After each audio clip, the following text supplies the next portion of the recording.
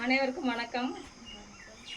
சாகா கல்வி பயிற்சி பட்டறை முதல் வகுப்பு பயிற்சி வகுப்பு 2 நாள் வகுப்பு ரொம்ப சிறப்பாக இருந்தது.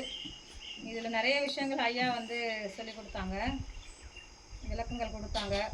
பள்ளி ஏன் தொலைக்கணும், எப்படி தொலைக்கணும், சுக்கு பற்றி, அதுக்கப்புறம் பெருமானார் வந்து தியானம் அந்த மூச்சு பயிற்சிலாம் செய்ய வேண்டான்றதுக்கு அந்த பாடல் சொன்னது எல்லாமே கொஞ்சம் புதுசாக இந்த வகுப்பு எனக்கு கொடுத்துச்சு. ரொம்ப பயனுள்ளதாக இருந்தது.